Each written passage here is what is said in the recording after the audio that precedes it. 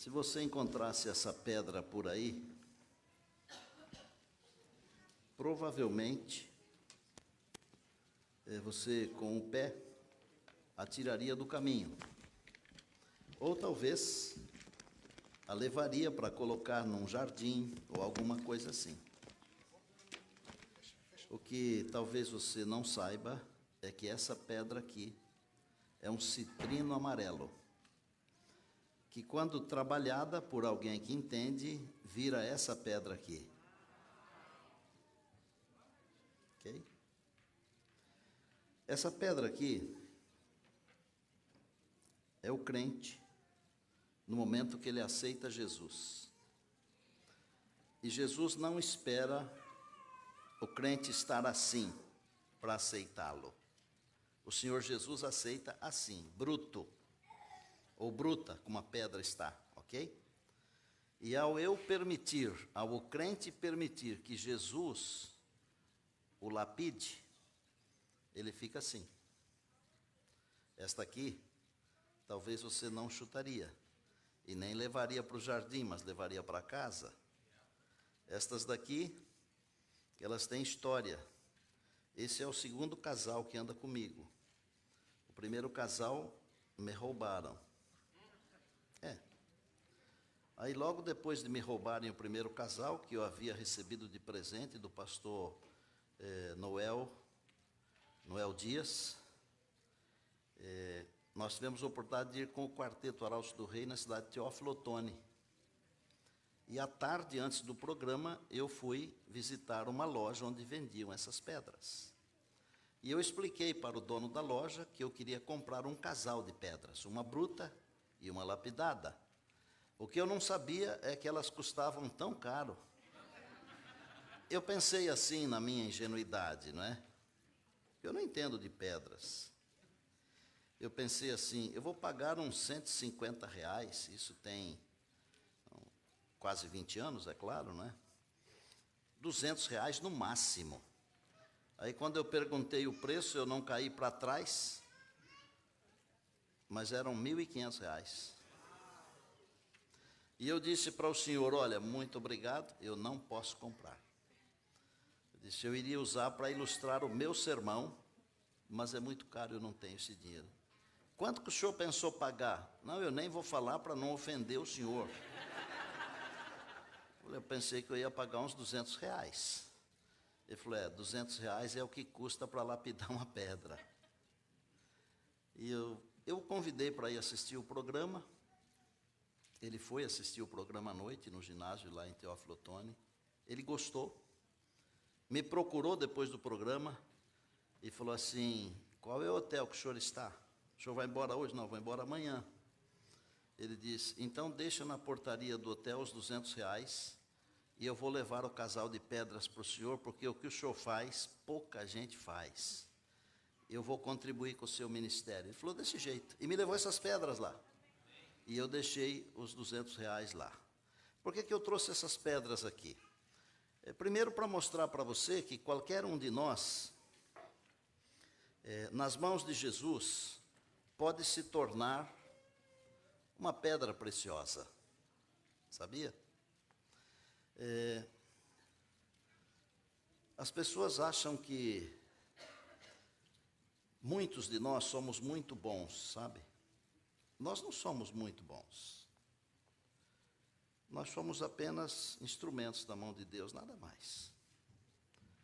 Quando a música ou a palavra, quando estas coisas espirituais tocam o coração, não é porque nós somos bons. Os cantores e eu, nós nos preparamos, nós oramos, nós trabalhamos, nós pagamos um preço elevado para ter esse nível. Mas nós somos apenas instrumentos e nada mais. Qualquer um de vocês que estão nos acompanhando pela internet, qualquer um, pode ser uma pedra lapidada nas mãos de Deus. Os que trabalham sabem que é importante trabalhar com ferramentas apropriadas, afiadas. Você não consegue fazer um bom trabalho se as ferramentas não são boas. é o mesmo que fazer uma comida. Pode ser um excelente cozinheiro, mas se os ingredientes não forem de primeira, é difícil sair uma comida espetacular. Deus quer nos usar como instrumentos poderosos, afiados, prontos. Eu quero, mais do que pregar um sermão, nesse último momento juntos desta ocasião, eu quero compartilhar uma ideia com vocês, que eu descobri aqui na Bíblia. E a ideia está relacionada com a história de Davi quando ele enfrentou Golias. Está em 1 Samuel 17. 1 Samuel 17. Há duas coisas que me impressionam na história de Davi contra Golias. Não é o fato dele ser pequenininho e o gigante grandão. Isso impressiona muita gente, mas a mim não. O Deus que eu conheço, ele desconhece os tamanhos, porque ele é muito maior do que qualquer tamanho. O Deus que eu conheço, ele desconhece a força, porque ele é maior do que qualquer força. Quando eu digo ele desconhece, eu quero dizer que ele não está preocupado com isso, com tamanho e força. Ok? E num verso bíblico, num verso só da história de Davi, eu vou ensinar para você duas coisas. Primeiro, vou ensinar para você que para cada gigante da nossa vida, Deus tem uma pedra. Gravou? Primeira coisa, para cada gigante da vida, Deus tem uma pedra. E todos nós enfrentamos gigantes. E alguns são muito maiores do que o Golias. São terríveis. Ok? Segundo, num verso da Bíblia, o mesmo verso, eu vou ensinar para você que quem derruba o gigante, ou os gigantes da nossa vida, é Deus. Tá bom? Vamos ler então um versinho da Bíblia, da história de Davi enfrentando Golias. Eu vou ler aqui o verso de número 49.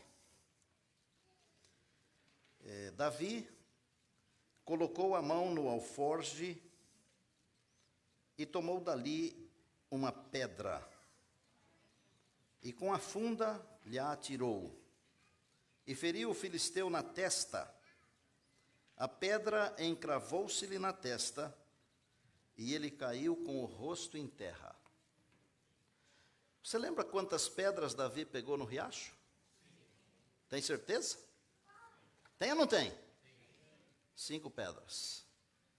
Ele tinha um embornal, ele tinha um surrão, um alforje, que é um negócio que fica dependurado assim, é um crossbody, ok?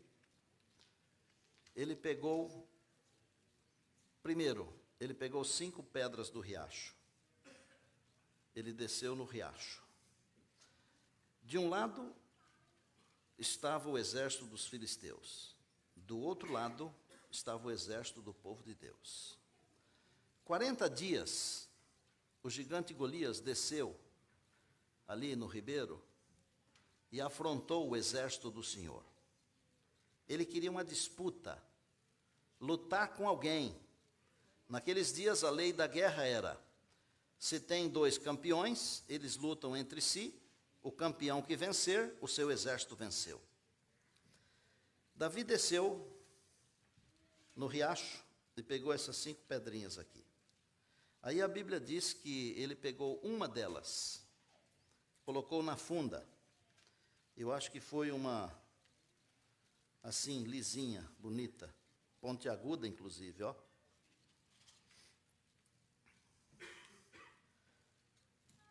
Às vezes eu fico pensando o seguinte, Davi com uma pedra derrubou um gigante.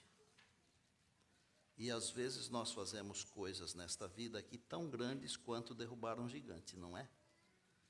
Nós não podemos correr o risco de pensar que o que fizemos foi feito por nós mesmos. Temos que entender que foi feito pelo poder de Deus. Você escutou eu ler na Bíblia que o gigante caiu com o rosto na terra? Isso quer dizer que ele caiu para frente ou para trás? Você já tinha pensado nisso? Quando um indivíduo toma um tiro, por exemplo, na face, na testa, O projétil bate aqui, e o que acontece com ele? Vai para trás. Se ele toma uma pedrada na testa, para onde ele cai? Para trás. Por que que o gigante Golias caiu para frente? Para ensinar para você e para mim, que quem derruba os gigantes da nossa vida é Deus. Aí outro dia alguém me falou assim, mas eu já li esse negócio um monte de vezes e não pensei nisso, que ele caiu para frente. Ou seja, quantos de vocês já leram a história e não tinham pensado nisso? Só para eu ter uma noção, levanta a mão sem vergonha mesmo, sem medo. Até outro dia, mesmo tendo lido a Bíblia dezenas de vezes, eu também não tinha visto isso. Mas Deus, em sua generosidade, falou, Neumuel, como você gosta de falar para o meu povo, vou te dar mais um trunfo. Você sabe que Deus tem um monte de trunfo no bolso? Peça para Ele, Ele dá. Eu contei a história aqui do caranguejo ou não? Contei. Eu pedi para Deus um trunfo, uma luz, e Ele me deu. Deus dá. Então, está claro que quem derruba os gigantes da vida é Deus? Está claro para você, sim ou não? Sim. Então, voltando à primeira ideia. Por que que Davi pegou 5 pedras e não uma? Eu tenho escrito aqui na minha Bíblia, porque a minha Bíblia, ela está cheia de anotações. Não sei se dá para ver aí, ó. Isso aqui é só sobre a luta de Davi e Golias. Por exemplo, anotei aqui, ó. Golias tinha mais 4 irmãos gigantes, 2 Samuel 21, 15 a 22 e 1 Crônicas 20, de 1 a 8. Falando sobre a agilidade de Davi, que tinha matado um urso e um leão, não era só Davi que era bom, não. Na tribo de Benjamim, a Bíblia diz que tinha 700 atiradores canhotos, que eles atiravam com a sua funda num fio de cabelo e não erravam. Então, não sou só eu, não é só você. Deus tem um monte de gente. Deus tem mais 7.000 que não dobraram os joelhos a Baal. Deus tem. Ok? Agora, por que será que se Davi tinha tanta confiança assim em Deus, por que que ele pegou 5 pedras e não uma só? Porque quando ele foi na direção do gigante, o gigante falou assim, mas você vem contra mim com vara, com pau, com funda? Eu vou arrebentar com você, moleque. Eu vou dar suas carnes para as feras. O que que o Davi falou? Você vem a mim com a lança, com etc e tal, mas eu vou a ti em o nome do Senhor dos Exércitos de Israel, a quem tu afrontaste. Tem alguém aqui que tem um irmão de sangue aqui ou não? Irmão carnal? Você? Está aqui? Está aqui, a Nádia. Lembrei, hein, Nádia? Se baterem nela, você vai ficar muito brava, não vai? E se bater nela, você também vai ficar brava, não vai? Se tiver 2 irmãos de sangue brigando, não entra no meio não, viu? Sabe por quê? Eles param a briga, eles se juntam e batem em você. Eu estou mentindo? Alguém já enfrentou essa situação de apanhar por ir apartar a briga de 2 irmãos? Vocês sabem o que eu estou falando. É o sangue, gente. É o sangue. Eu tenho 8 irmãos, 6 homens e 2 mulheres. E nós somos muito família, e é família de italiano, que fala alto. E quando reúne, todo mundo quer falar com uma coisa, e se reunir ao redor da mesa para comer, então aí que ninguém aguenta. Mari, lembra quando a gente reunia a família toda, que dava quase 100 pessoas? A minha mãe cozinhava aquele mundo de coisa assim, e aquele povo comendo e falando, um querendo que o outro entendesse, e vai subindo a temperatura, ninguém entende nada. São os irmãos. Eu vou falar uma coisa aqui, que não está escrito nem no Espírito de Profecia, não foi a senhora White que escreveu, nem nos demais livros inspirados e nem na Bíblia, mas está aqui no meu coração. E eu tenho o direito de raciocinar. Davi deve ter pensado assim, eu vou derrubar o gigantão e os irmãos. Então está aqui uma para Golias e uma para cada um dos irmãos. porque de repente o negócio vira contra mim. E por que Davi pegou 5, gente? Para me ensinar que para cada gigante, e eu estou falando coisa que está na Bíblia, hein? Golias tinha, eu já citei os textos bíblicos aqui, ele tinha 4 irmãos. Tinha um deles que era tão grande, que tinha 6 dedos na mão direita, na mão esquerda, 6 no pé direito, 6 no pé esquerdo. É muito grande, muito grande. 5, porque para cada gigante da nossa vida, Deus tem uma pedra. Eu posso afirmar a você o seguinte: se você estiver enfrentando um gigante, e for a ele em nome do Senhor dos Exércitos, Deus vai derrubar o gigante para você. Deus vai derrubar o gigante para você. Agora, é importante você ter uma pedra para cada gigante. Tá bom? Paulo, quando falou desse negócio, ele falou assim: revesti-vos de toda a armadura de Deus. Não é para ter só um dos requisitos, uma só parte da indumentária. É para ter toda a armadura. O corpo todo tem que estar coberto. São as 5 pedras. Então, você não sabe onde e quando o gigante vai aparecer. Eu aprendi, porque eu fiz o exército, não se constrói fortaleza durante a guerra. Gravaram? A fortaleza se constrói antes da guerra. Então, construa a sua fortaleza. Tenha as pedras. Desça no ribeiro, se encontre com Deus, fale com Ele. Pergunte para Ele quais são as pedras. E enfrente os gigantes em nome do Senhor. Pastor, estou enfrentando o gigante já faz 1 mês. Ele não cai. O tempo de Deus é diferente do nosso. O Golias desceu no vale 40 dias. Eu fico pensando assim, os caras se borravam de medo do Golias. Você é o Fabinho, não? Estou vendo você aí, bem-vindo, filho.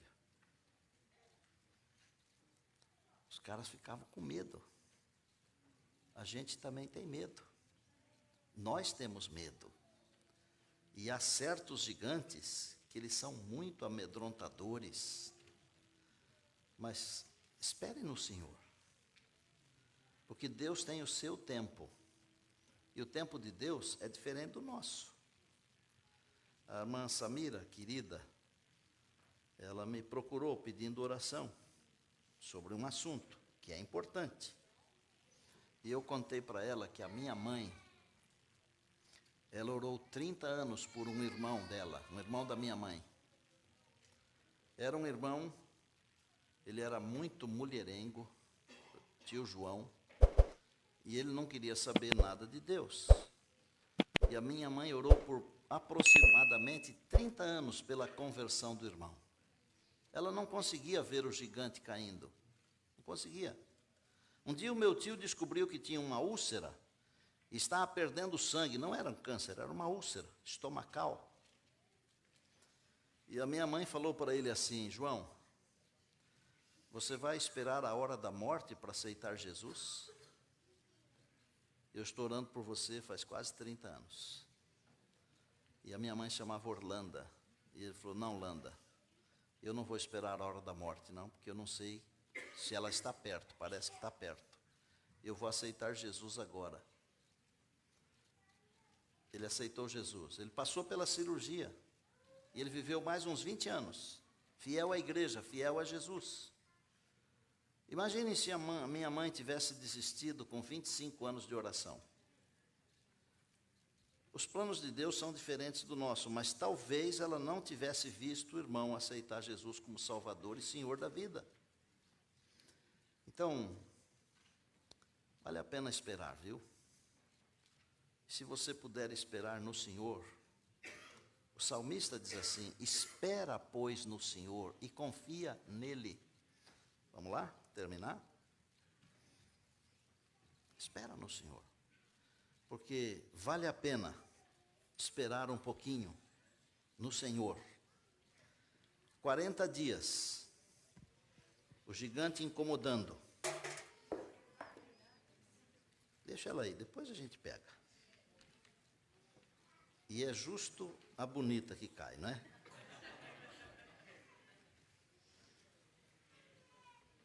Quarenta dias esperando. 40 dias. Esse 40, ele pode não significar 40 para você. Ele pode significar quase que uma existência inteira. Às vezes ele significa 5 dias. E às vezes significa a duração de uma prece. Ok? Lembre-se, quem derruba os gigantes da nossa vida é Deus. E o Senhor nosso Deus, para cada gigante, Ele tem uma pedra. Não desanime, não desista, never give up. Ok? O último convite que eu quero fazer é o seguinte. Eu gostaria de fazer uma prece de reconsagração de todos nós e pedir para Deus que Ele nos unja com seu poder, para que ao enfrentarmos os gigantes da vida, da existência, saibamos confiar plenamente nele, sabedores de que é Ele quem derruba os gigantes da vida, e que para cada um dos gigantes que temos que enfrentar, o Senhor nosso Deus tem uma pedra. Eu gostaria que ao você ouvir a música, você se aproximasse aqui de nós. Quando eu digo você, eu quero dizer todos vocês.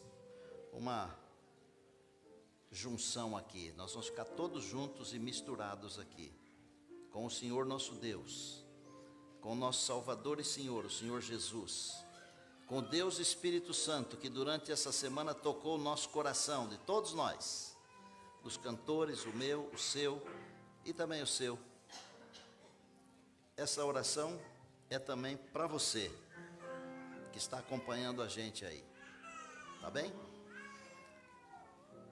Vale a pena esperar um pouquinho em Deus.